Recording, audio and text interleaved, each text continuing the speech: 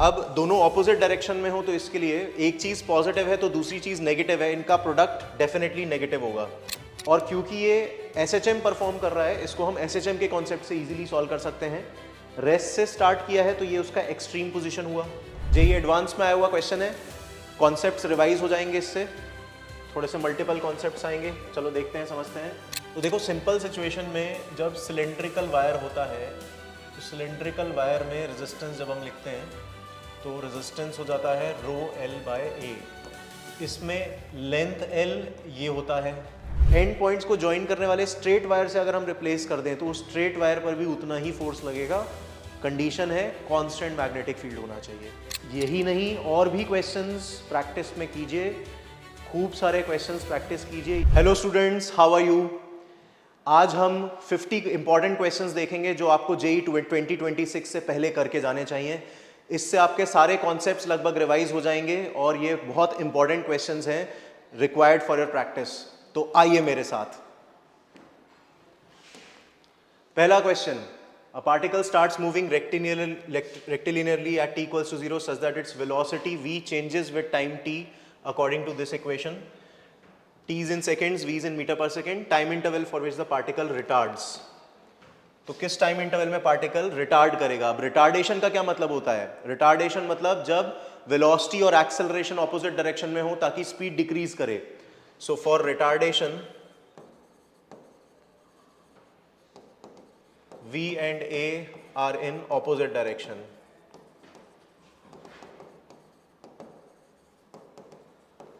तो इसके लिए हम देखो V का फंक्शन तो हमें दिया हुआ है, उसको सिंप्लीफाई करके इस तरह से लिख सकते हैं और एक्सेलरेशन आ जाएगा dv by dt से।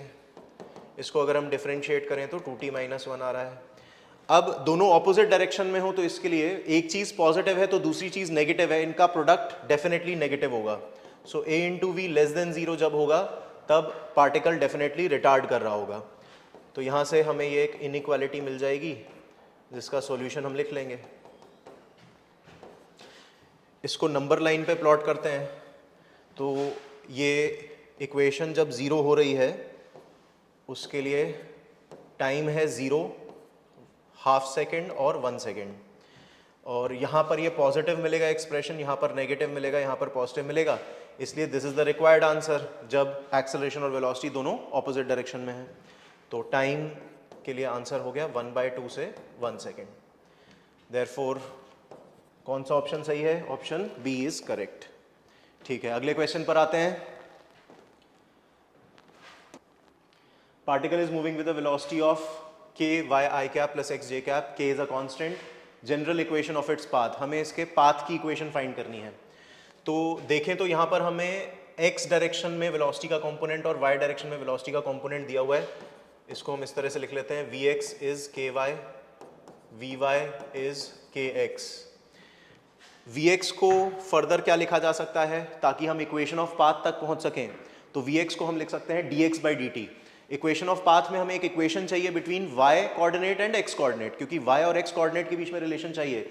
इसलिए मैं vx को लिख रहा हूं dx by dt और vy को लिख देता हूं dy by dt। तो अब यहां से मुझे टाइम तो नहीं चाहिए, मुझे x और y में रिलेशन चाहिए। तो टाइम कैंसिल हो जाए उसके लिए इन दोनों का रेशियो ले लेते हैं। तो रेशियो लेने पर dy by dx आ गया है x by y। So obviously इसको इंटीग्रेट हमें करना होगा, y के टर्म्स एक तरफ, x के टर्म्स दूसरे तरफ करके इंटीग्रेट कर देते हैं। तो ये आ रहा है y²/2 is equal to x²/2 plus c, यानी कि y² is equal to x² plus some constant c dash. ठीक है, तो आंसर आ गया है ऑप्शन डी। ठीक है, सही है। चलें अगले क्वेश्चन पर। Next is car is moving towards south with a speed of 20 metre per second. Motorcyclist, अच्छा कार जा रही है साउथ की तरफ 20 मीटर पर सेकेंड से। Motorcyclist is moving towards east with a speed of 15 metre per second. At a certain instant motorcyclist is due south of the car. तो एक diagram में दिखा देते हैं, सर्टेन इंस्टेंट पर motorcyclist is due south of the car. Car को मैंने origin पर मान लिया, मोटरसाइकिलिस्ट साउथ में है उसके। एंड इनके बीच का डिस्टेंस हमें गिवन है इस वक्त पर 50 metre. The motorcyclist is due south of the car at a distance of 50 meter from the car. Shortest distance between the motorcyclist and the car हमें बताना है, shortest distance and the time after which they are nearest to each other. ठीक है, तो इनके velocities मैं इस diagram में दिखाऊं जरा. So कार की वेलोसिटी हमें बताई गई है 20 metre per second towards south. Car की वेलोसिटी इस तरफ है 20 मीटर पर सेकेंड. और मोटरसाइकिलिस्ट की वेलोसिटी गिवन है 15 metre per second towards east. 15 metre per second towards east, right.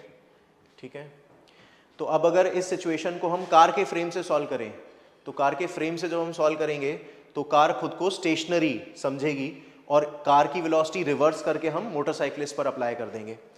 तो इसके लिए मैं कार की वेलोसिटी को यहाँ पर इरेज कर देता हूँ और ये 20 मीटर पर सेकेंड वाला जो वेक्टर है वो रिवर्स करके मोटरसाइकिलिस्ट पर दिखा देता हूँ.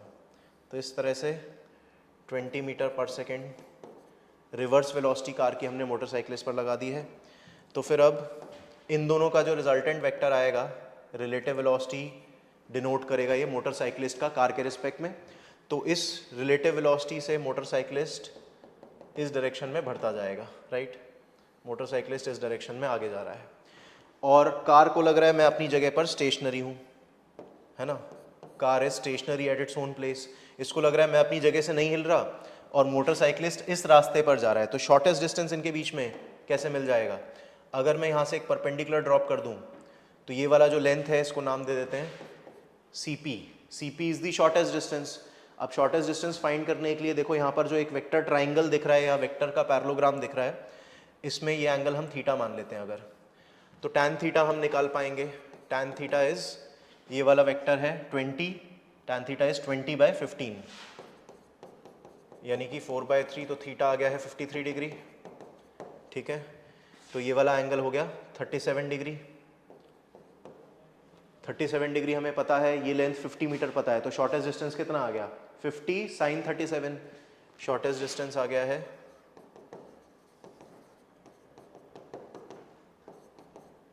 50 sin 37, जिसको सिंप्लीफाई करेंगे 3/5 मल्टीप्लाई कर देंगे 50 में, तो ये आ रहा है 30 मीटर्स. ठीक है, इसी से आंसर पता चल गया है कि ऑप्शन सी होगा. स्टिल मैं टाइम का आंसर भी सॉल्व कर देता हूँ. टाइम निकालने के लिए देखो क्या करना होगा कि मोटरसाइकिलिस्ट ये वाला डिस्टेंस ट्रैवल करेगा M से P, तो डिस्टेंस ट्रैवल्ड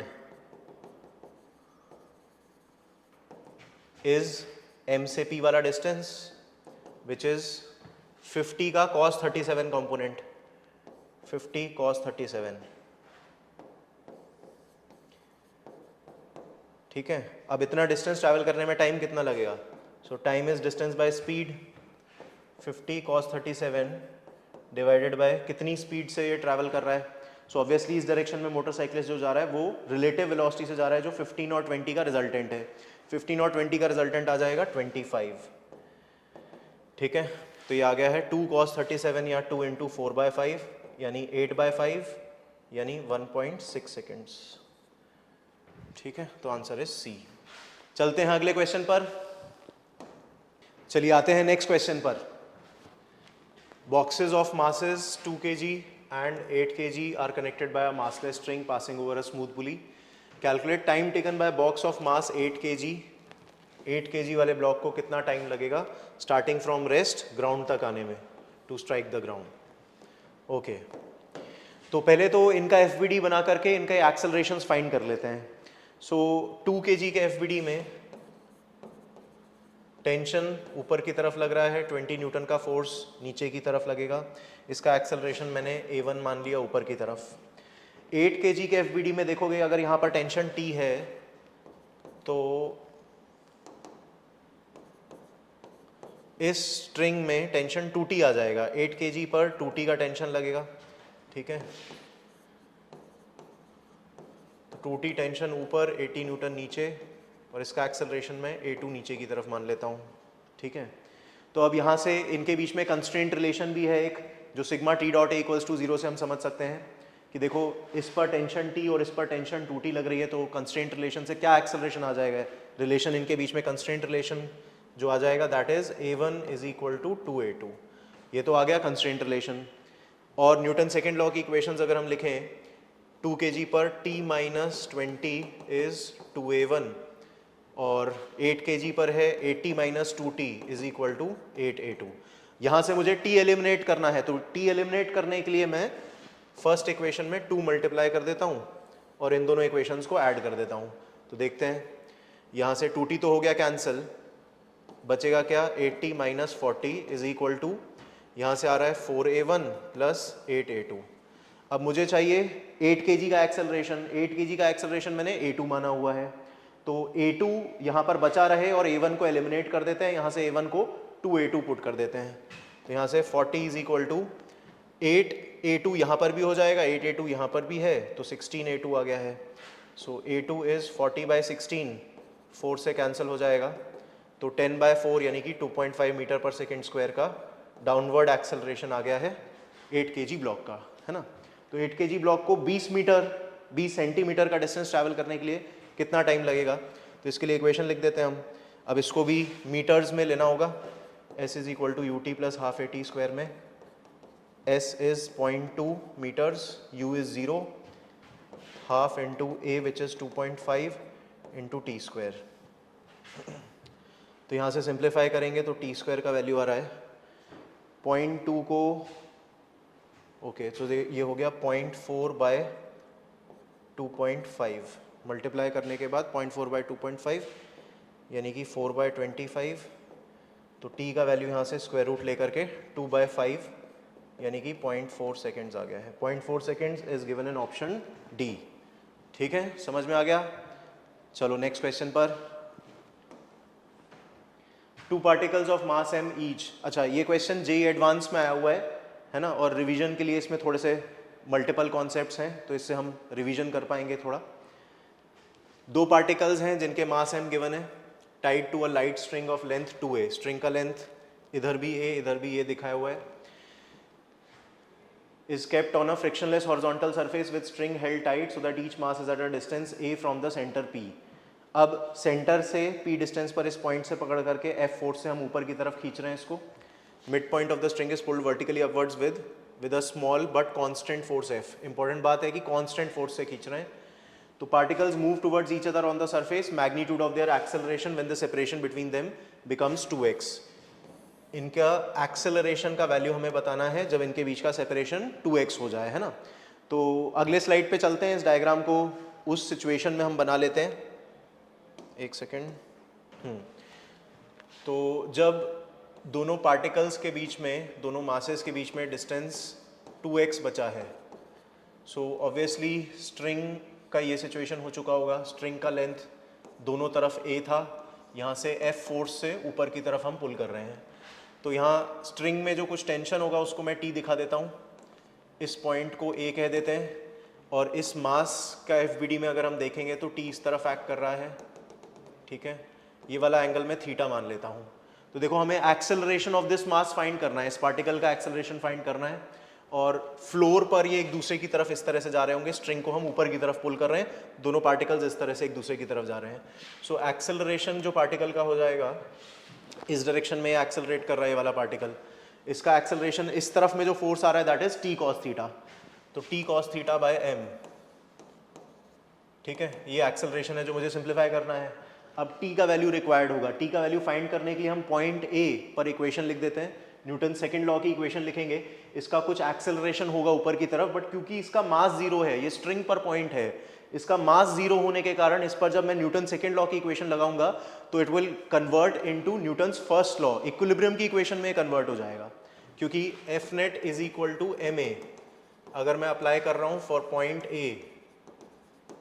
पॉइंट ए का मास 0 है क्योंकि ये स्ट्रिंग पर पॉइंट है, ठीक है ना। तो नेट फोर्स 0 की इक्वेशन लिख रहा हूं मैं इसके ऊपर।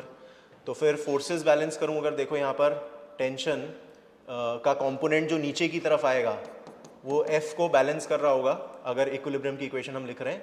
सो T cos 90 माइनस थीटा नीचे की तरफ आ रहा है और दोनों तरफ से आ रहे हैं टेंशन के components, to 2T cos 90 minus theta. तो इक्वेशन आ गई है F is equal to 2T sine theta.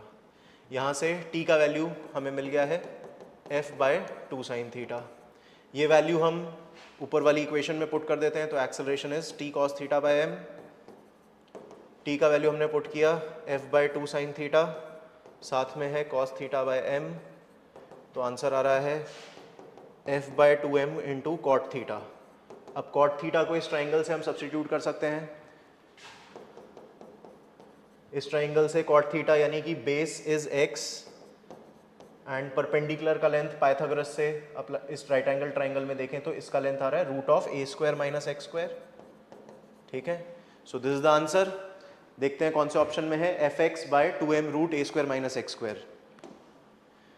fx/2m √(a² - x², option B होगा, ये ऑप्शन बी में है, B is correct.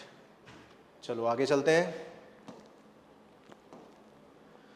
Okay, next question में यहाँ पर एक बीड गिवन है, एक पैराबोलिक वायर है, पैराबोलिक वायर जिसका इक्वेशन हमें गिवन है y = 4cx²। ये रोटेट कर रही है विद एंगुलर वेलोसिटी ओमेगा।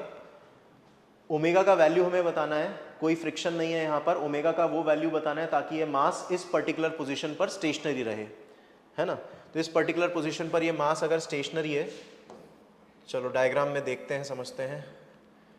ये पोजीशन है अगर, तो यहाँ पर अगर मैं टैंजेंट बनाऊँ, दिस एंगल इज, इस एंगल को थीटा मान लेते हैं, और ये वाई एक्सिस के अबाउट ओमेगा हमने दिया हुआ है।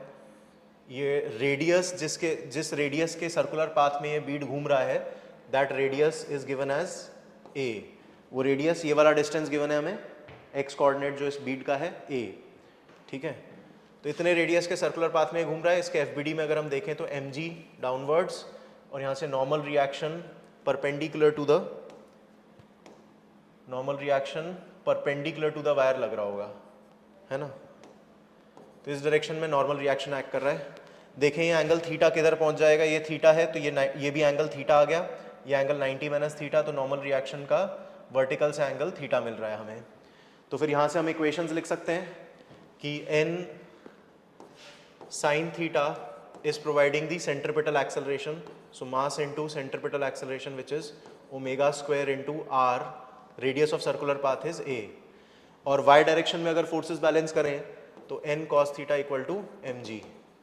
ठीक है, यहाँ से रेशियो ले लेते हैं, तो tan थीटा आ रहा है, मास कैंसिल हो जाएंगे, ω² a/g, और tan थीटा मतलब कि यहाँ पर जो स्लोप है टैंजेंट का, हमें कर्व की इक्वेशन गिवन है, तो यहाँ से डिफरेंशिएट करके dy/dx मिल जाएगा, dy/dx मिल जाएगा, तो dy/dx इज 8cx, और इसी को हम tan थीटा भी कह सकते हैं, स्लोप ऑफ टैंजेंट। तो tan थीटा का वैल्यू यहाँ पर हम 8cx में x का वैल्यू, x कोऑर्डिनेट अभी इस वक्त जो बीड का x कोऑर्डिनेट है दैट इज a, तो tan थीटा को हमने 8ca पुट कर दिया, ω² a/g के बराबर था, a कैंसिल हो गया है, ओमेगा का आंसर आ रहा है, रूट के अंदर ये टर्म्स हैं यानी कि 2√2cg, ऑप्शन ए मैच कर गया है। ठीक है, आई थिंक क्लियर है सबको। चलो चलते हैं अगले क्वेश्चन पर। गिवन है body of mass 3 kg under a constant force which causes displacement s। Displacement time के साथ इस तरह से चेंज हो रहा है, तो हमें बताना है work done by the force in 2 seconds. 2 seconds में कितना वर्क कर देगा ये फोर्स। तो डिस्प्लेसमेंट गिवन है 1/3t², तो यहाँ से डिफरेंशिएट करके वेलोसिटी मिल जाएगा ds/dt से, वेलोसिटी आ रहा है 2t/3, एक्सेलरेशन मिल जाएगा दोबारा डिफरेंशिएट करके dv/dt से, एक्सेलरेशन आ रहा है 2/3 मीटर/सेकंड², है ना। तो फिर फोर्स का वैल्यू कांस्टेंट हो गया, मास इनटू एक्सेलरेशन से, मास इज 3, एक्सेलरेशन इज 2/3, तो 2 न्यूटन का कांस्टेंट फोर्स एक्ट कर रहा है। ठीक है, और work done by this force in 2 seconds, work done in 2 seconds, constant force का वर्क डन F.S से यानी Fs cos 0 से निकाल देता हूँ। फोर्स लग रहा है 2 न्यूटन का, डिस्प्लेसमेंट कितना हो जाएगा, displacement as a function of time हमें गिवन ही है, इसी में पुट कर देते हैं 2 सेकेंड्स, तो डिस्प्लेसमेंट का वैल्यू हो गया 4/3, है ना। तो डिस्प्लेसमेंट का वैल्यू 4/3 यहाँ पर पुट कर देते हैं, cos 0 हो गया 1, तो आंसर आ रहा है 8/3 जूल्स। एक मिनट यार, कुछ गड़बड़ हो गया यहाँ पे। चलो चलते हैं अगले क्वेश्चन पर। Potential energy of a particle in a force field, potential energy हमें ये गिवन है, ए और बी कॉन्स्टेंट्स हैं, पॉजिटिव कॉन्स्टेंट्स हैं, R is the distance of particle from centre of the field. तो फिर स्टेबल इक्विलिब्रियम के लिए distance of the particle is, stable equilibrium position के लिए आर का वैल्यू हमें बताना है ना। तो इक्विलिब्रियम पोजीशन के लिए फोर्स जो होता है वो जीरो होता है, फोर्स आ जाता है minus D you by D R से। तो फोर्स फाइंड कर लेंगे इसको डिफरेंशिएट करके और फोर्स को जीरो पुट कर देते हैं। तो माइनस साइन का इंपॉर्टेंस नहीं है, मैं स्ट्रेट अवे डिफरेंशिएट करके जीरो से इक्वेट कर देता हूँ। तो आर टू द पावर -2 का डिफरेंशिएशन -2 बाय आर क्यूब आ जाएगा और आर टू द पावर -1 का डिफरेंशिएशन -1 बाय आर स्क्वायर आ जाएगा, इक्वल टू जीरो हमने कर दिया। तो फिर यहाँ से ये तो प्लस साइन हो गया है, तो b by R square is 2a by R cube, R square और आर क्यूब में कैंसिल करके r का वैल्यू सिंप्लीफाई करके 2a बाय b आ रहा है ना। तो फिर क्योंकि एक ही सॉल्यूशन आया है r का और equilibrium position, stable equilibrium position पूछा था, तो हमें चेक करने की जरूरत नहीं है, ऑप्शंस में भी ये मिल रहा है क्योंकि एक ही सॉल्यूशन आ रहा है इक्विलिब्रियम के लिए। तो this should be the correct answer, correct answer हो गया ऑप्शन बी। चलो देखते हैं अगला क्वेश्चन क्या है। Body is moved along a straight line by a machine delivering constant power. Machine से कांस्टेंट पावर अगर मिल रहा है, पावर इज कांस्टेंट, पावर को हम लिख सकते हैं F dot V, F V cos zero, F V cos zero is some constant. Force को लिख देते हैं मास इनटू एक्सेलरेशन। तो ये एक इक्वेशन आ गई है जब पावर डिलीवर्ड अगर कांस्टेंट है। हमें बताना है distance move by the body in time T, T time में कितना डिस्टेंस बॉडी ट्रैवल कर सकती है। तो देखो a इंटू वी कॉन्स्टेंट आ गया है, ठीक है। एक्सेलरेशन को हम लिख देते हैं D V by D T, यहाँ से V D V is equal to C D T, integrate कर देंगे तो वी स्क्वायर बाय 2, लिमिट्स ले लेते हैं 0 से v टाइम 0 से t, इंटीग्रेट करके V square by 2 is C T, V का वैल्यू आ जाएगा under root of 2c into T की पावर हाफ, है ना। देखो हमें सिर्फ प्रोपोर्शनैलिटी बतानी है, तो अब v को मैं लिख देता हूँ यहाँ से dx by D T, dx by D T is some constant k into T की पावर हाफ। तो dx हो जाएगा k इंटू टी की power half into D T, integrate कर देंगे x के लिमिट 0 से x, टाइम के लिमिट 0 से t, तो इंटीग्रेट करके x प्रोपोर्शनल आ रहा है, t की पावर हाफ का इंटीग्रेशन हो जाएगा t की पावर 3/2 डिवाइडेड बाय 3/2 लिखने की जरूरत नहीं है, प्रोपोर्शनलिटी समझना था। तो डिस्प्लेसमेंट प्रोपोर्शनल टू t की पावर 3/2, ऑप्शन सी करेक्ट आ गया है ना। इजी क्वेश्चन है बट रिवीजन जरूर कर लो क्योंकि इंपॉर्टेंट है। नेक्स्ट क्वेश्चन देखो, गिवन है पार्टिकल का मास m है, moving in a circular path of constant radius r, centripetal acceleration हमें गिवन है, इस तरह से वेरी कर रहा है। Centripetal acceleration k square r square t square है, k कांस्टेंट है, power delivered by the particle, power delivered to the particle by the forces acting on it, power delivered बताना है ना। तो पावर डिलीवर्ड के लिए क्या एक्सप्रेशन है, power delivered instantaneous power delivered f dot v से आ जाएगा, ठीक है।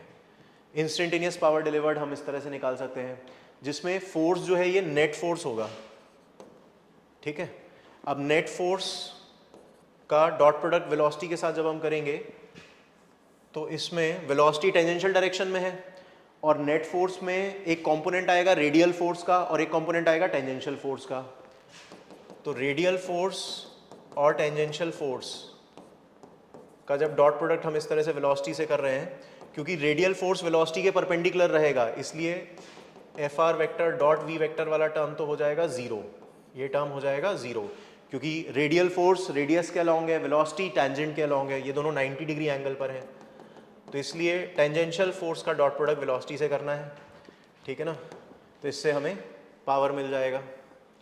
तो इंस्टेंट पर टेंजेंशियल फोर्स जो है मास इनटू टेंजेंशियल एक्सेलरेशन और इंस्टेंटेनियस वेलोसिटी अगर v है, इन दोनों के बीच में एंगल 0 डिग्री है, क्योंकि सेंट्रीपिटल एक्सेलरेशन इस तरीके से वेरी अगर कर रहा है तो स्पीड बढ़ रही है, ये समझ में आ रहा है मुझे, इसलिए इनके बीच में एंगल 0 डिग्री होगा। AC जो सेंट्रीपिटल एक्सेलरेशन है उसका वैल्यू हम लिख सकते हैं v स्क्वायर बाय r, और ये गिवन भी है हमें एज के स्क्वायर आर टी स्क्वायर, ठीक है।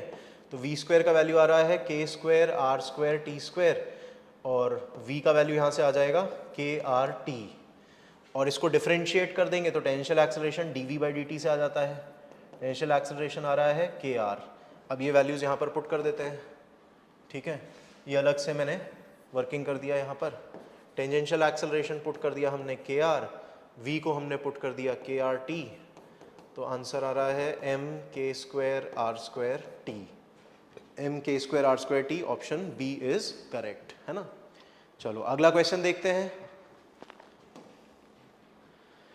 गिवन है rod of uniform thickness is placed along X axis. Uniform thickness की रॉड एक्स एक्सिस के अलोंग रखी हुई है। Length of the rod is L and its linear mass density is proportional to x. linear mass density lambda proportional to x है। मैं एक constant मान लेता हूँ यहाँ पर k, तो lambda is equal to kx given है हमें, ठीक है। हमें बताना है distance of it centre of mass from origin. Centre of mass से, सेंटर ऑफ मास और ओरिजिन के बीच की दूरी बतानी है ना। तो एक्सीएम फाइंड कर लेंगे यहाँ पर। एक्सीएम का रिजल्ट क्या हो जाता है यहाँ पर इस तरह के सिचुएशन में, integral X D M by total mass M. Total mass M as such given नहीं है, इसलिए ये भी मुझे इंटीग्रल डीएम से निकालना पड़ेगा, है ना। तो यहाँ पर वैल्यूज पुट करके सिंप्लीफाई करेंगे, आंसर आ जाएगा। चलो कंप्लीट करते हैं। डीएम को क्या लिख सकते हैं, लेमडा डी एक्स। लेमडा हो गया के एक्स, साथ में है डी एक्स, और लिमिट्स क्या जाएंगे 0 से एल। इंटीग्रल डीएम में यही सेम चीज़ें, के एक्स डी एक्स 0 से एल। तो कांस्टेंट के तो बाहर आकर के कैंसिल आउट हो जाएगा। न्यूमरेटर में जो आ रहा है एक्स स्क्वायर डी एक्स का integration, X square D X का integration, X cube by 3 limit सीधे पुट कर देता हूँ, एल क्यूब बाई 3 आ जाएगा। और एक्स डी एक्स का integration X square by 2 limits put कर दूंगा तो एल स्क्वायर बाई 2 आ जाएगा। सिंप्लीफाई करके ये आ रहा है 2l बाई 3। 2l बाई 3 कौन से ऑप्शन में है, ऑप्शन डी करेक्ट हो गया है ना। इजी क्वेश्चन है, बट इस तरह के क्वेश्चन इंपॉर्टेंट है, आ जाते हैं पेपर में। प्रैक्टिस जरूर करो इस तरह के क्वेश्चंस की। नेक्स्ट क्वेश्चन समझते हैं। देखो क्या गिवन है, as shown in figure of body of mass है moving vertically with speed 3 metre per second. Vertically ये जा रही है बॉडी 3 मीटर पर सेकेंड से।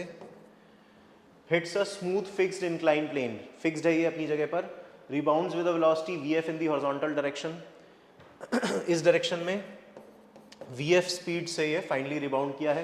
एंगल ऑफ इंक्लाइन प्लेन हमें 30 डिग्री गिवन है, तो ये वेलोसिटी वी कितना होगा, यही वेलोसिटी हमें पूछा गया है, ठीक है। क्या कॉन्सेप्ट लगा सकते हैं सोचो।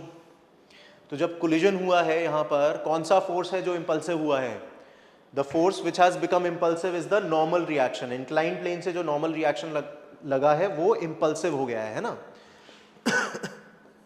तो यहाँ पर अगर इम्पल्स, नॉर्मल रिएक्शन की वजह से जो इम्पल्स लग रहा है वो इस डायरेक्शन में लगा है, तो फिर क्या इक्वेशन लिखी जा सकती है, अगर इस डायरेक्शन में इम्पल्स लगा है तो इम्पल्स की परपेंडिकुलर डायरेक्शन में इस पार्टिकल का मोमेंटम कंजर्व कर सकते हैं।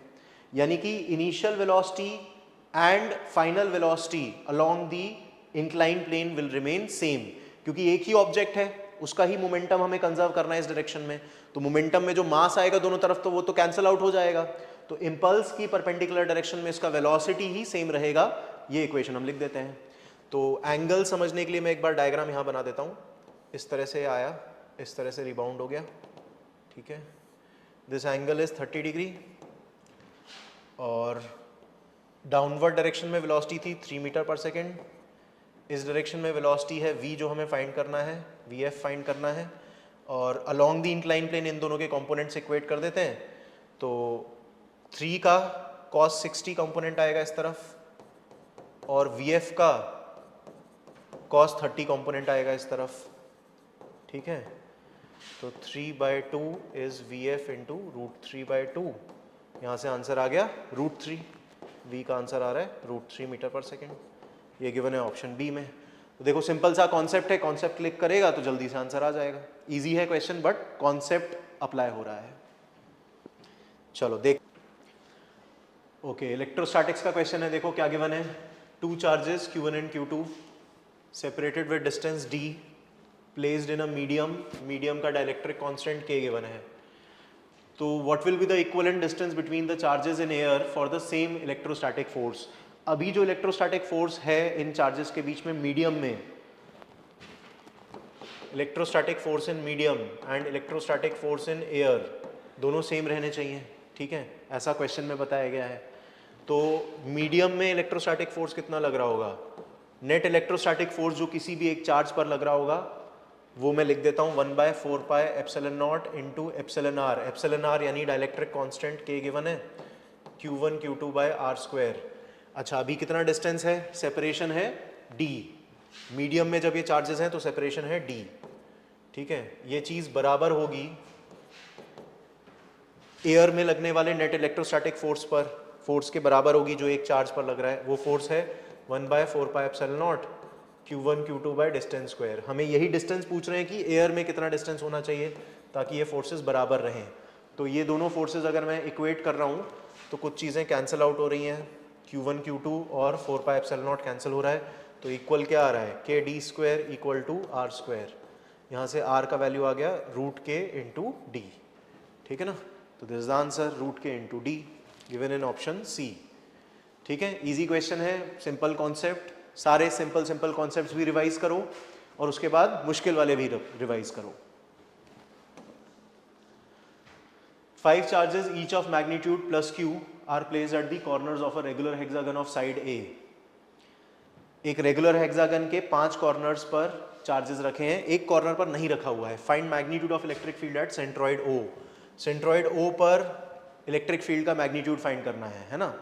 तो देखें एक बार विजुलाइज करो, अगर इस पॉइंट पर भी चार्ज रखा होता तो क्या होता, एक सिमेट्री हो जाती।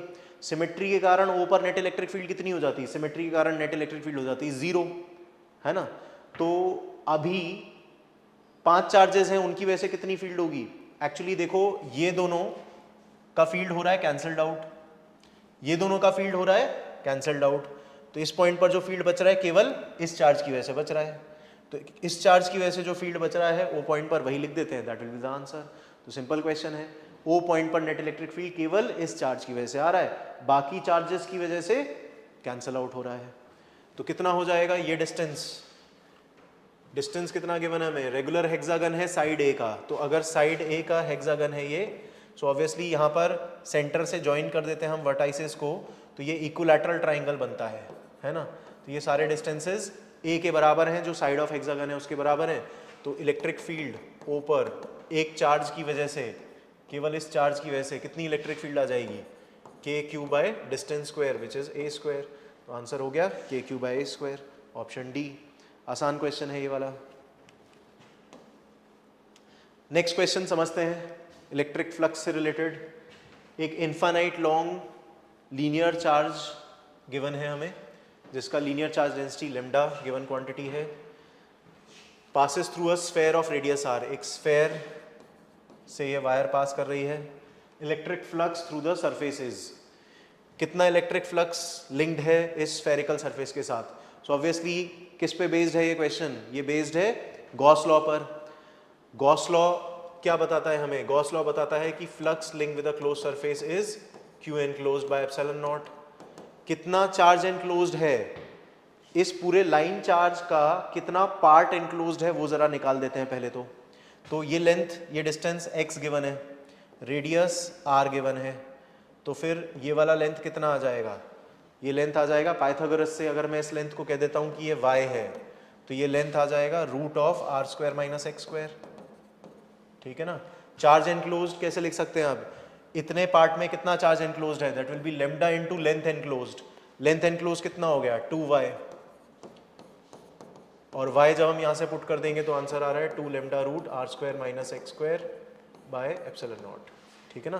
So this is the answer. कौन से ऑप्शन में है, ऑप्शन बी, ठीक है। इजी क्वेश्चन है, चलें आगे। चलो देखते हैं अगला क्वेश्चन क्या है। Electric field at a point due to an electric dipole, electric dipole की वजह से इलेक्ट्रिक फील्ड समझना है किसी पॉइंट पर, on an axis inclined at an angle theta two the dipole axis. अच्छा, अगर डायपोल का ये एक्सिस है तो फिर हमें एक पॉइंट पर इलेक्ट्रिक फील्ड समझना है जो डायपोल की एक्सिस से थीटा एंगल पर इंक्लाइंड है। डायपोल की एक्सिस से थीटा एंगल पर हम चले जाते हैं, है ना। इस पॉइंट पर हम पहुँचे तो इलेक्ट्रिक फील्ड इस पॉइंट पर हमें समझना है जो कि डायपोल की एक्सिस से थीटा एंगल पर इंक्लाइंड है, and this field is perpendicular to the dipole axis. तो डायपोल का जो एक्सिस है उसको लिख देता हूं यहां पर मैं, this is the dipole axis. इस डायपोल एक्सिस से परपेंडिकुलर है अगर इलेक्ट्रिक फील्ड, तो इलेक्ट्रिक फील्ड इस डायरेक्शन में हुई। This is the electric field due to the dipole. Electric field due to the dipole is perpendicular to the dipole axis. तो हमें थीटा का वैल्यू बताना है, ये थीटा कितना होगा ये पूछा गया है। ठीक है, चलो समझते हैं कैसे कर सकते हैं। तो एक रिजल्ट होता है डायपोल के वजह से, एक डायपोल मोमेंट की वजह से किसी आर्बिट्ररी पॉइंट पर इलेक्ट्रिक फील्ड का डायरेक्शन किस तरफ होता है। तो इसके लिए ये रिजल्ट तुम लोगों ने पढ़ा है कि ये एंगल अगर अल्फा है और एक्स एक्सिस से थीटा एंगल है, उस डायरेक्शन का जिस तरफ पॉइंट डायरेक्टेड है, पॉइंट की तरफ अगर हम जाए, डायपोल से पॉइंट की तरफ अगर हम जा रहे हैं तो डायपोल के एक्सिस से थीटा एंगल पर है, ये एंगल थीटा है तो ये भी एंगल थीटा है। ये एंगल थीटा और अल्फा रिलेटेड होते हैं। रिजल्ट तुम लोगों को याद होगा, रिजल्ट होता है कि alpha is tan inverse of tan theta by 2, है ना। जो नेट इलेक्ट्रिक फील्ड है एक डायपोल की वजह से आर्बिट्ररी पॉइंट पर, नेट इलेक्ट्रिक फील्ड का डायरेक्शन आर वेक्टर से अल्फा एंगल पर इंक्लाइंड होता है। आर वेक्टर से अल्फा एंगल पर नेट इलेक्ट्रिक फील्ड जो इंक्लाइंड होता है वो कितना एंगल है, वो एंगल अल्फा थीटा के साथ इस तरह से रिलेटेड होता है। तो फिर हम क्या इक्वेशन लिख सकते हैं कि देखो यहां पर बताया गया है electric field due to dipole is perpendicular to the dipole axis, यानी कि अल्फा और थीटा दोनों मिला करके 90 डिग्री हो गया। तो गिवन सिचुएशन में ये बताया गया है कि alpha plus theta is pi by 2। Alpha को मैं यहां से पुट कर देता हूं, tan inverse of tan theta by 2 is, ये तो अल्फा है, alpha plus theta is pi by 2। बस यहां से सॉल्व करेंगे आंसर आ जाएगा। तो फिर tan थीटा बाय 2 कितना आ रहा है, tan थीटा होल बाय 2 कितना आ रहा है, इस तरफ है pi by 2 minus theta, pi by 2 minus theta का tan कंसिडर करेंगे तो ये हो जाएगा cot theta. tan of pi by 2 minus theta होता है कॉट थीटा। अब यहाँ से सॉल्व करें तो कॉट थीटा को 1 बाय tan थीटा लिख दूंगा, तो यहाँ से tan square theta is equal to 2 आ गया है, और फिर tan थीटा का वैल्यू सिंप्लीफाई करके √2 आ गया है। tan theta is equal to √2, तो ऑप्शन सी मैच कर रहा है, tan इनवर्स √2। ठीक है, तो रिजल्ट अगर याद है तो इजीली सॉल्व कर सकते हो, सारे रिजल्ट्स रिवाइज करते जाओ।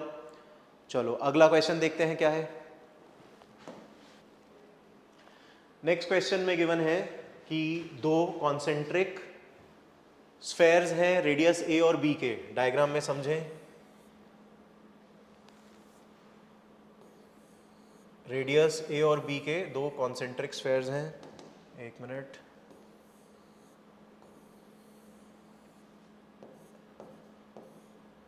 ये दो कॉन्सेंट्रिक स्फेयर्स गिवन हैं। If the space between them is filled with medium of resistivity rho, यहां पर एक मीडियम फिल कर दिया है जिसका रेजिस्टिविटी रो है।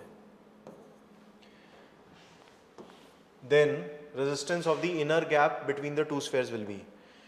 तो इनर गैप यहां पर जो मटेरियल फिल करने के बाद कितना रेजिस्टेंस है ये पूछा गया है। तो देखो सिंपल सिचुएशन में जब सिलेंड्रिकल वायर होता है तो सिलेंड्रिकल वायर में रेजिस्टेंस जब हम लिखते हैं तो रेजिस्टेंस हो जाता है रो एल बाय ए।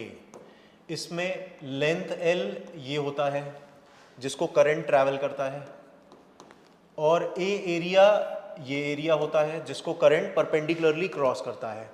तो एल लेंथ और ए एरिया इस तरह से हम पुट करते हैं तो एक सिलेंड्रिकल वायर का रेजिस्टेंस आ जाता है रो एल बाय ए से। लेकिन यहाँ पर सिचुएशन में थोड़ा सा डिफरेंस है। डिफरेंस ये है कि एरिया कांस्टेंट नहीं है जिसको करंट ट्रैवल करेगा, करंट रेडियली फ्लो करेगा। यहाँ पर जो सिचुएशन में हमें पूछा गया है रेजिस्टेंस, ठीक है, इस तरह से स्फेयर्स के बीच में जो मटेरियल फिल किया है उस मटेरियल से कितना रेजिस्टेंस यहाँ पर बन रहा है।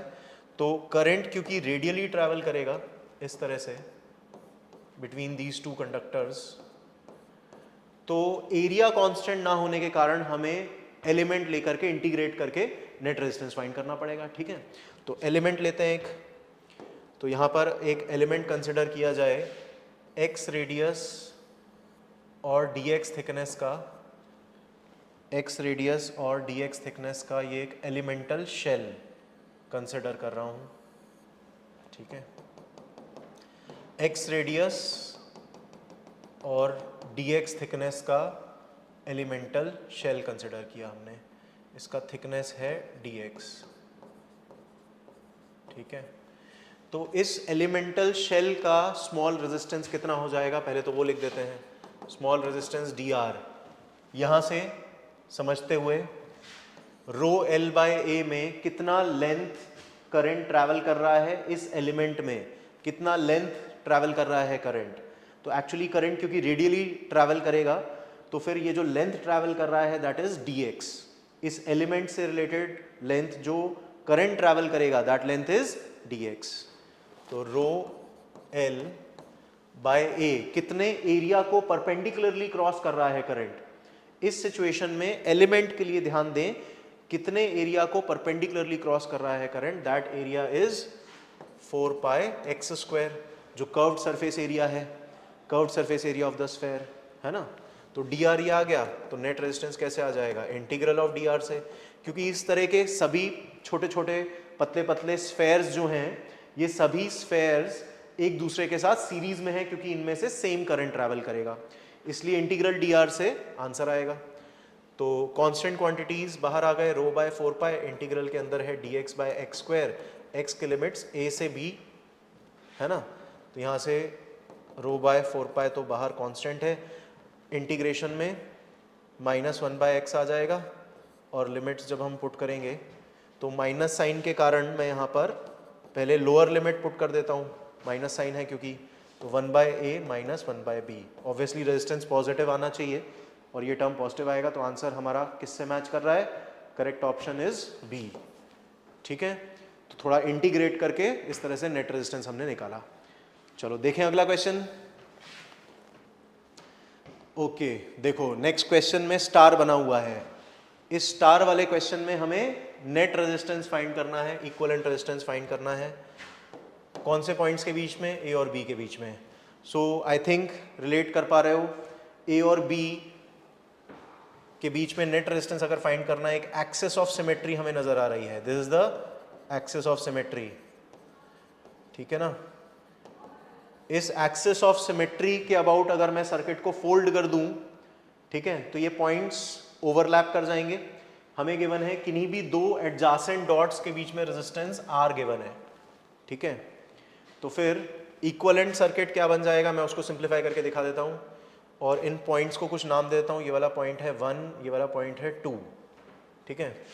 तो A, 1, 2 और B के बीच में क्या नेटवर्क बचेगा, अगर मैं फोल्ड कर दूंगा उसके बाद जो नेटवर्क बचेगा वो मैं बना रहा हूँ। तो देखो ये वाले रेजिस्टेंस के ऊपर ये वाला रेजिस्टेंस गिरेगा, तो ऑब्वियसली दोनों पैरेलल में होकर के R/2 हो जाएंगे, A और 1 के बीच में हो गया R/2। फिर ये जो सेगमेंट है ये ट्राइंगल शेप का, ये भी सेगमेंट है ट्राइंगल शेप का, आपस में ओवरलैप जब करेंगे तो फिर इधर भी रेजिस्टेंस R/2, इधर भी रेजिस्टेंस R/2, और 1 और 2 के बीच में भी रेजिस्टेंस R/2 हो गया। सिमिलरली 2 और B के बीच में भी ऐसा ही ट्राइंगुलर सेगमेंट है जिनका रेजिस्टेंस इस तरह से आधे आधे हो जाएंगे, है ना। तो ये हम आ गए B पॉइंट पर, ये भी R/2, R/2, R/2, ठीक है। तो देखो फिर कितना हो जाएगा नेट रेजिस्टेंस, ये दोनों हो गए सीरीज में, है ना, करंट A से निकल करके B तक जा रहा है जैसे, सो R/2 और R/2 सीरीज में हो गए R और R/2 का पैरेलल निकालना होगा हमें, R और R/2 का पैरेलल के लिए इन्वर्स करके हम ऐड कर देते हैं R और R/2 को, R और R/2 को इन्वर्स करके ऐड कर रहा हूँ, तो इन्वर्स करने के बाद R/3 आ जाएगा, है ना।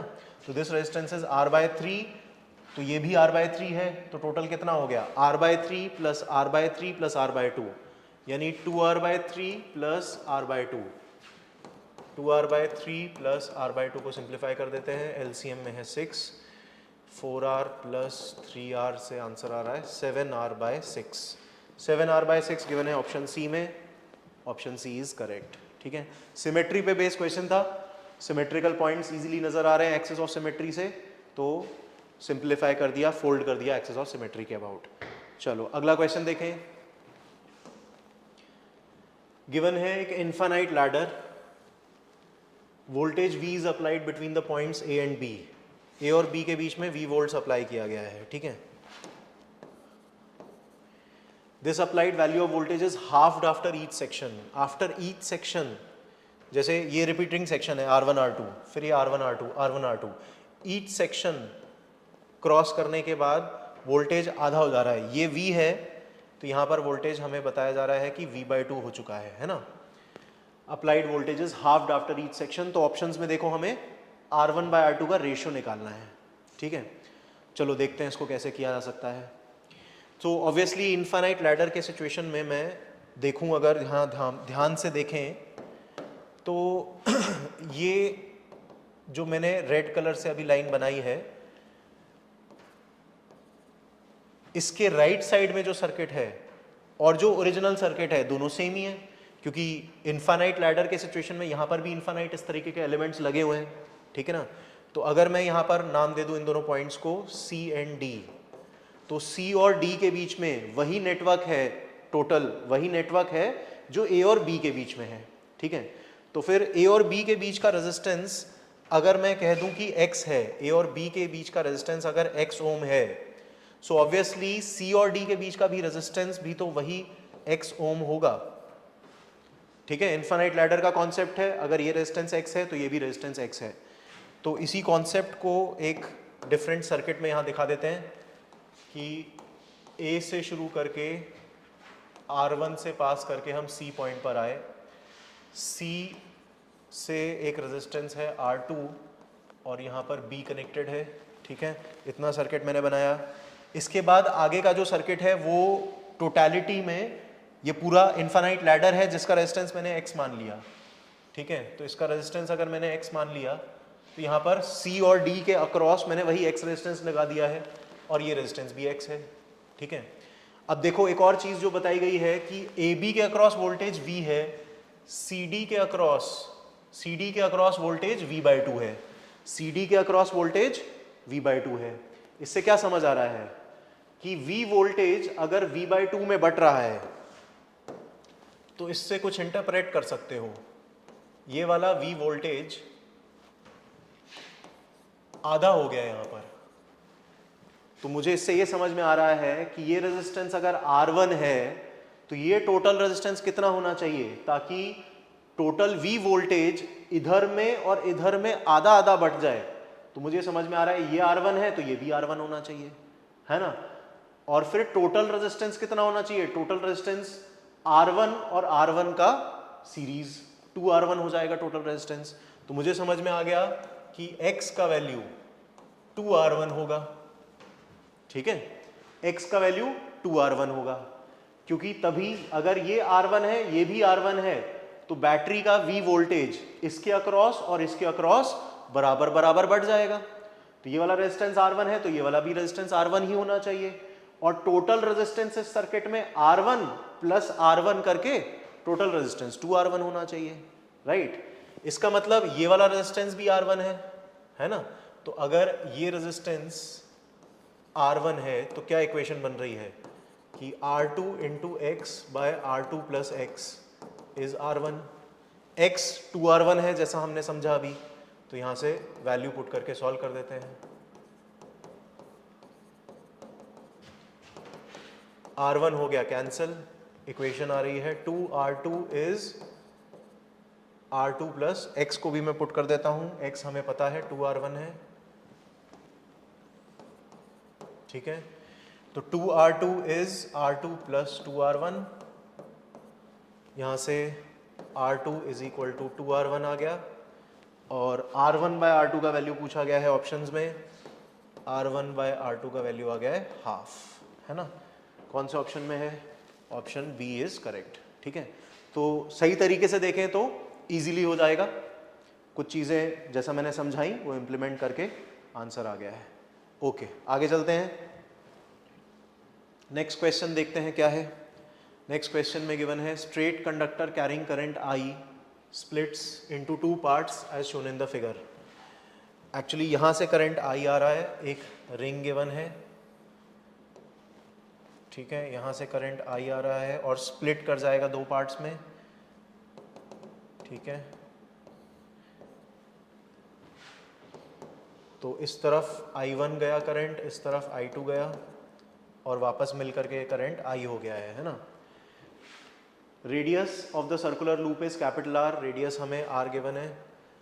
Total magnetic field at the centre P at the loop, centre P पर कितना मैग्नेटिक फील्ड आएगा, तो सेंटर ऑफ द लूप पर कितना मैग्नेटिक फील्ड आएगा, ये इंपॉर्टेंट क्वेश्चन है और जिन्होंने देखा होगा क्वेश्चन उनको पता है आंसर आता है इसका 0। जब ये वाला करंट इस तरफ डायरेक्टेड है, ये करंट उससे अवे डायरेक्टेड है और करंट बढ़ रहा है इस तरीके से, तो फिर नेट मैग्नेटिक फील्ड यहाँ पर 0 आ जाता है। कैसे आ जाता है चलो देखते हैं। तो ये first segment of the wire और ये second segment of the wire, अगर सेकंड सेगमेंट सबटेंड कर रहा है एंगल थीटा एट सेंटर, ठीक है, तो जो मेजर आर्क है उसका एंगल सबटेंडेड हो जाएगा 2 पाई माइनस थीटा, ठीक है, या θ1 θ2 कह देते हैं, थोड़ा लिखने में आसानी रहेगी। ये एंगल अगर θ1 है, ये एंगल अगर θ2 है, रादर ये 1 और ये 2 है, तो फिर मैं इसको भी θ1 और इसको θ2 कह देता हूँ, है ना। तो ये दो आर्क के एंगल्स मैंने θ1 θ2 मान लिए अगर, तो फिर फर्स्ट आर्क जो मेजर आर्क है उसकी वजह से मैग्नेटिक फील्ड अगर हम लिखें तो B1 का वैल्यू है μ0 I theta by 4 pi R। ये रिजल्ट होता है एक आर्क की वजह से सेंटर पर मैग्नेटिक फील्ड का रिजल्ट। और सिमिलरली सेकेंड आर्क जो है, जो माइनर आर्क है, उसकी वजह से रिजल्ट होता है μ0 I theta by 4 pi R, ठीक है। अब कंडीशन एक यहाँ पर जो वैलिड है वो ये कंडीशन वैलिड है कि दोनों सेगमेंट्स, दोनों आर्क्स आपस में पैरेलल में है। First arc and second arc are in parallel. Parallel में क्या सेम हो जाता है, पैरेलल में वोल्टेज सेम हो जाता है। वोल्टेज सेम है तो I1 R1 is equal to I2 R2 लिख दिया हमने। रेजिस्टेंस को लिख दिया रो L बाय A, तो I1 into row L1 by A1 is I2 into row L2 by A2। A तो cross sectional area of wire ये सेम होगा, ठीक है ना। तो यहाँ से रो कैंसिल हो रहा है, A कैंसिल हो रहा है, रो कैंसिल और A कैंसिल। तो I1 L1 is equal to I2 L2। L1 और L2 क्या है, आर्क लेंथ है। L1 का वैल्यू क्या आ जाएगा, R theta, R into θ1। L2 का वैल्यू क्या हो जाएगा, R इंटू θ2, ठीक है। रेडियस हो गया कैंसिल, इक्वेशन आ गई है I1 θ1 is equal to I2 θ2, जो कि यहाँ पर अगर हम देखें कि I1 θ1 और I2 θ2 अगर बराबर हैं तो इसका मतलब B1 इक्वल टू B2 हो जाएगा। और दोनों की वजह से जो मैग्नेटिक फील्ड का डायरेक्शन है राइट हैंड थंब रूल से, I2 की वजह से बाहर की तरफ और I1 की वजह से मैग्नेटिक फील्ड अंदर की तरफ है ना। तो फिर ये दोनों मैग्नेटिक फील्ड्स इक्वल हैं मैग्नीट्यूड में, ऑपोजिट है डायरेक्शन में, इसलिए नेट मैग्नेटिक फील्ड हो गया 0, ठीक है। तो एक नोन रिजल्ट होता है, इंपॉर्टेंट क्वेश्चन होता है इस तरीके का, आंसर इज 0। आगे चलते हैं अगले क्वेश्चन पे। गिवन है 2 स्ट्रेट लॉन्ग कंडक्टर्स AOB, एक लॉन्ग कंडक्टर है COD, एक दूसरा लॉन्ग कंडक्टर है। These are perpendicular to each other, carry currents I1 and I2। So AOB में करंट है I1, COD में है I2। Magnitude of the magnetic field at a point P at a distance D from point O in a direction perpendicular to the plane ABCD। Plane ABCD से perpendicular direction में हमें जाना है। प्लेन ABCD से perpendicular direction में जाकर के D डिस्टेंस आगे जाकर के एक पॉइंट पर हमें नेट मैग्नेटिक फील्ड बताना है ना। Magnitude of magnetic induction at point P at a distance D from point O in a direction perpendicular to the plane. तो 3D में विजुलाइज करें, ये प्लेन के बाहर की तरफ D डिस्टेंस पर अगर हम हैं तो इस वायर की वजह से फील्ड, मैग्नेटिक फील्ड राइट की तरफ आ रही है और इस वायर की वजह से मैग्नेटिक फील्ड नीचे की तरफ आ रही है। दोनों मैग्नेटिक फील्ड्स के बीच में एंगल कितना है, B1 vector and B2 vector are perpendicular. दोनों मैग्नेटिक फील्ड्स आपस में 90 डिग्री पर हैं और दोनों इनफाइनाइट कंडक्टर हैं, तो B1 और B2 का मैग्नीट्यूड कितना होगा, B1 और B2 का मैग्नीट्यूड क्योंकि इन्फाइनाइट लॉन्ग कंडक्टर की वजह से d डिस्टेंस पर मैग्नेटिक फील्ड का रिजल्ट आता है mu not I bye 2 pi D. तो mu not I bye 2 pi D. Actually currents different हैं तो ये बराबर नहीं होंगे। करेंट्स क्योंकि डिफरेंट हैं तो B1 का value mu naught I1 by 2 pi D और B2 का value mu naught I2 by 2 pi D. Same distance पर दोनों करेंट्स की वजह से ये मैग्नेटिक फील्ड का वैल्यू है, ठीक है ना। तो नेट मैग्नेटिक फील्ड आ जाएगा root of B1 square plus B2 square से, क्योंकि ये दोनों आपस में परपेंडिकुलर हैं, है ना। तो फिर कांस्टेंट चीज़ें जो कॉमन आ जाएंगी, mu naught bye 2 pi D root के बाहर आ जाएगा, रूट में बचेगा I1 square plus I2 square, ठीक है। तो कौन सा ऑप्शन मैच हो रहा है? ऑप्शन सी मैच हो गया है, ठीक है। तो रिजल्ट पे बेस्ड क्वेश्चन है, रिवाइज करते जाओ। डिफरेंट रिजल्ट्स क्या क्या हैं, सारे रिजल्ट्स रिवाइज और थोड़ा प्रैक्टिस। चलो अगला क्वेश्चन गिवन है, a wire carrying a current I is placed in magnetic field. Wire में करंट आई फ्लो कर रहा है, मैग्नेटिक फील्ड में है ये, in the form of a curve.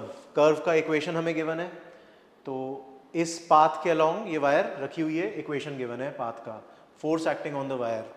तो एक आर्बिट्ररी शेप के वायर पर एक कांस्टेंट मैग्नेटिक फील्ड में जो फोर्स लगता है, इसके लिए रिजल्ट होता है कि उसको हम जो एंड पॉइंट्स हैं, एंड पॉइंट्स को ज्वाइन करने वाले स्ट्रेट वायर से अगर हम रिप्लेस कर दें तो उस स्ट्रेट वायर पर भी उतना ही फोर्स लगेगा। कंडीशन है कांस्टेंट मैग्नेटिक फील्ड होना चाहिए। तो कांस्टेंट मैग्नेटिक फील्ड के केस में ये जो वायर है उसको हम रिप्लेस कर सकते हैं by straight wire. Straight wire का जो लेंथ है O से पॉइंट A तक 2L लेंथ का वायर हो जाएगा। ये 2L लेंथ के वायर पर मैग्नेटिक फील्ड से जो फोर्स लगेगा वो I L क्रॉस B से ये फोर्स हम लिख सकते हैं, ठीक है। यहाँ पर सिर्फ मैग्नीट्यूड रिक्वायर्ड है, तो फोर्स का मैग्नीट्यूड कितना आ जाएगा, I into 2L into B, ठीक है। क्योंकि लेंथ और मैग्नेटिक फील्ड के बीच में एंगल 90 डिग्री है, इसलिए आंसर आ गया ट्वाइस ऑफ BIL, यानी कि option C, C is correct, ठीक है। चलो चलते हैं अगले क्वेश्चन पर। गिवन है thin disc of radius r, mass m, charge q, uniformly distributed on it, rotates with angular velocity omega, ratio of magnetic moment and angular momentum for the disc, ठीक है। इजी सा important question है ये, जिसका answer हमें याद ही होना चाहिए कि ratio of magnetic moment to angular momentum, चाहे वो पॉइंट चार्ज के लिए हो, चाहे वो रिंग के लिए हो, डिस्क के लिए हो, या किसी भी ऑब्जेक्ट के लिए हो, ये रेशियो Q/2m आता है, प्रोवाइडेड कि चार्ज और मास एक ही तरीके से एक ही जगह पर डिस्ट्रीब्यूटेड हो, तो magnetic moment to angular momentum का रेशियो Q/2m आता है। कंडीशन मैंने बताया, ये कब एप्लीकेबल है, irrespective of the shape of the object, charge और मास एक ही जगह पर एक ही तरीके से अगर डिस्ट्रीब्यूटेड हैं तो फिर m/l का ये रेशियो हो जाता है, ठीक है। तो डायरेक्ट है ये, अगर पढ़ा हुआ है ये रिजल्ट, इलेक्ट्रॉन के लिए भी ये वैलिड होता है, ठीक है। तो this is the answer. Next question पर आते हैं। Current carrying loop is placed in a uniform magnetic field in 4 different orientations. 4 different orientations में करंट कैरिंग लूप प्लेस्ड है। इनको डिक्रीजिंग ऑर्डर में अरेंज करना है, decreasing order of potential energy, है ना, decreasing order of potential energy में arrange करना है।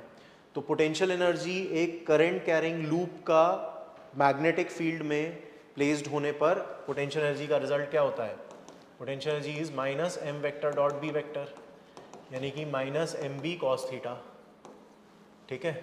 तो यहाँ से लेकर के हम रिलेट कर सकते हैं कि पोटेंशियल एनर्जी सबका कितना कितना है, ये रिलेट करते हैं। जिसमें इंपॉर्टेंट रिजल्ट ये भी होता है, स्टेबल इक्विलिब्रियम पोजीशन पर पोटेंशियल एनर्जी सबसे कम होती है। स्टेबल इक्विलिब्रियम पोजीशन के लिए एंगल होता है 0 degree between m vector and b vector, जो एंगल थीटा है वो 0 होता है स्टेबल के लिए, और अनस्टेबल इक्विलिब्रियम पोजीशन में ये एंगल होता है 180 डिग्री, है ना। तो देख लेते हैं पहले कि 0 डिग्री और 180 डिग्री वाला केस यहाँ पर गिवन है कि नहीं। ओके, तो देख सकते हो ये ऑपोजिट डायरेक्शन में है मैग्नेटिक मोमेंट, और मैग्नेटिक फील्ड ऑपोजिट डायरेक्शन में है, तो इसकी तो पोटेंशियल एनर्जी हो जाएगी सबसे ज़्यादा। फर्स्ट केस की पोटेंशियल एनर्जी सबसे ज़्यादा इन तीनों में गिवन है, ठीक है। उसके बाद 0 डिग्री वाला सिचुएशन नहीं दिख रहा है, देन वैल्यूज ही लिख देता हूँ, जैसे पोटेंशियल एनर्जी फर्स्ट केस में जो है माइनस एम बी कॉस 180 से ये इसका वैल्यू एम बी आ जाएगा। सेकेंड केस में potential energy M B cos 90 से पोटेंशियल एनर्जी 0 हो जाएगा। यहाँ पर एक्यूट एंगल है, ठीक है। एक्यूट एंगल के केस में यहाँ पर potential energy minus M B cos theta, और यहाँ पर पोटेंशियल एनर्जी, तो देखो ये वाला जो आएगा ये कुल मिलाकर के नेगेटिव आएगा, और ये वाला जो ऑब्ट्यूज एंगल के लिए है minus M B cos theta का वैल्यू ऑब्ट्यूज एंगल के लिए नेगेटिव हो जाता है, ये कुल मिलाकर के पॉजिटिव आ जाएगा, ठीक है। तो ये वाला तो मैक्सिमम होता है, दिस इज मैक्सिमम, और उसके बाद पॉजिटिव वैल्यू 1 के बाद 4, 4 के बाद 0, 0 के बाद नेगेटिव, 1 के बाद 4, 4 के बाद 0, 0 के बाद negative. Correct option is C, ये दोनों हो गए गलत, ठीक है। तो minus M B cos theta का सिंपल रिजल्ट है जो यहाँ पर अप्लाई करना था। अगले क्वेश्चन पर चलते हैं। Galvanometer of resistance 20 ohm gives full scale deflection current, full scale deflection मिल रहा है 0.004 एम्पियर पर, तो आई जी गिवन है 0.004 ampere, converted into an ammeter of range 1 ampere, ammeter का रेंज 1 एम्पियर गिवन है। रिक्वायर्ड शंट रेजिस्टेंस एस से denote करते हैं, तो इस गैल्वेनोमीटर को एमीटर में कन्वर्ट करने के लिए जो शंट रेजिस्टेंस रिक्वायर्ड है उसका वैल्यू आ जाता है आई जी जी बाय आई माइनस आई जी से, ठीक है। तो ये रिजल्ट आपको याद होना चाहिए कन्वर्जन के लिए। सो आई जी का वैल्यू हमने पुट किया 0.004 इंटू जी का value, resistance of the galvanometer is 20, ये जी का वैल्यू गिवन है, एंड 1 माइनस 0.004। तो देख सकते हैं कि ऑप्शंस काफ़ी दूर दूर हैं, तो फिर मैं इसको निगलेक्ट कर देता हूँ, 0.0004 को 1 के कंपैरिजन में निगलेक्ट कर दूँ, तो नियरली ये जो आंसर है 0.004 इंटू 20 यानी कि 0.04 इंटू 2 यानी कि 0.08 ओम के आसपास आ जाना चाहिए। अब यही गिवन है एग्जैक्टली, है ना, तो इन्होंने भी निगलेक्ट करके सॉल्व किया हुआ है, तो ऑप्शन सी इज करेक्ट। चलते हैं अगले क्वेश्चन पर।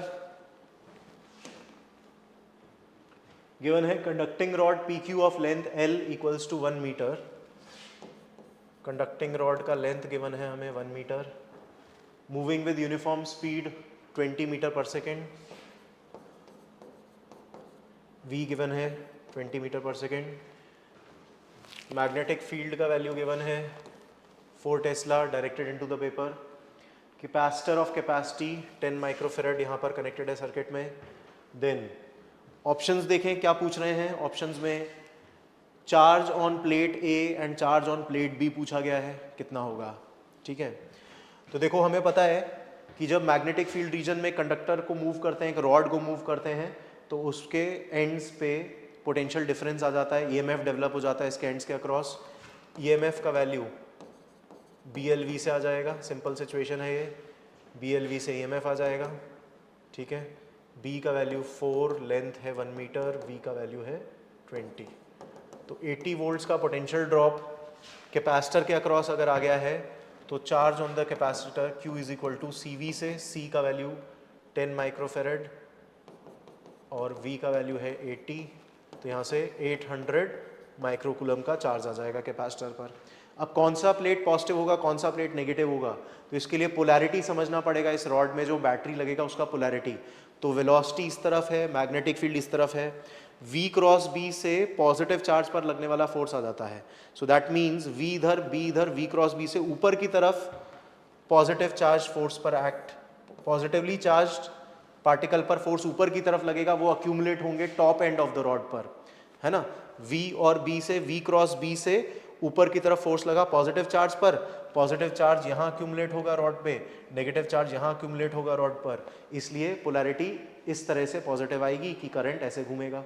तो फिर यहाँ पर प्लस चार्ज, यहाँ पर माइनस चार्ज आएगा, तो QA पॉजिटिव और QB नेगेटिव, वैल्यू दोनों का 800 microcoulomb, correct option is a, ठीक है, इजी क्वेश्चन है। आगे चलते हैं, नेक्स्ट क्वेश्चन समझते हैं। देखो क्या गिवन है, series RC combination is connected to an AC voltage of angular frequency omega which is 500 radians per second. RC circuit, RC AC circuit है ये बेसिकली, और इम्पिडेंस हमें गिवन है R रूट 1.25 इम्पिडेंस गिवन है। तो time constant of the circuit बताना है, circuit का टाइम कांस्टेंट बताना है। तो time constant of the circuit वैसे पढ़ा हुआ है हमने, क्या हो जाता है टाइम कांस्टेंट, RC सर्किट का टाइम कांस्टेंट हो जाता है RC, रेजिस्टेंस और कैपेसिटेंस का प्रोडक्ट है ना। इस चीज़ का वैल्यू पूछ रहे हैं। गिवन है जो डेटा की इम्पिडेंस इज R रूट 1.25। एक AC सर्किट में इम्पिडेंस कितना हो जाता है, AC का RC कॉम्बिनेशन का सर्किट है ये, तो इसमें Z हो जाता है root of XC square plus R square. ठीक है, तो ये इक्वेशन गिवन है, इसको स्क्वायरिंग कर देते हैं, तो XC square plus R square is R square into 1.25 को मैं लिख सकता हूँ 5/4 है ना, रूट हट जाएगा स्क्वायरिंग करने पर। XC स्क्वायर का वैल्यू आ रहा है R स्क्वायर बाय 4, XC का वैल्यू आ गया है R/2, XC को 1/ωc लिख देंगे, तो यहाँ से RC का वैल्यू अगर हम निकालें तो RC का वैल्यू आ गया है 2/ω, ओमेगा का वैल्यू गिवन है 500। ठीक है, हमें आंसर चाहिए टाइम कांस्टेंट का मिली सेकेंड्स में, तो मिली सेकेंड्स में इसको कन्वर्ट करते हैं, तो फिर 2 से ऊपर नीचे मल्टीप्लाई डिवाइड कर दूं अगर, तो ये 4/1000 सेकेंड्स है, यानी कि 4 मिली सेकेंड्स है ना। तो आंसर हो गया है 4 मिली सेकेंड्स। ठीक है, तो ये हो गए हैं 50 क्वेश्चन जो आपको रिवाइज करके जाने हैं, और यही नहीं और भी क्वेश्चंस प्रैक्टिस में कीजिए, खूब सारे क्वेश्चंस प्रैक्टिस कीजिए। ये तो एक आइडिया मैंने आपको दिया कि क्या कॉन्सेप्ट्स हमें करने हैं, तो डिफरेंट कॉन्सेप्ट, सभी कॉन्सेप्ट्स को रिवाइज करके जाइए। एग्जाम्पल के तौर पर दीज वर 50 क्वेश्चंस जो आपको बिल्कुल करके जाने चाहिए, छोड़ने नहीं चाहिए, these are very very important. चलो मिलते हैं अगली बार, okay bye bye, take care.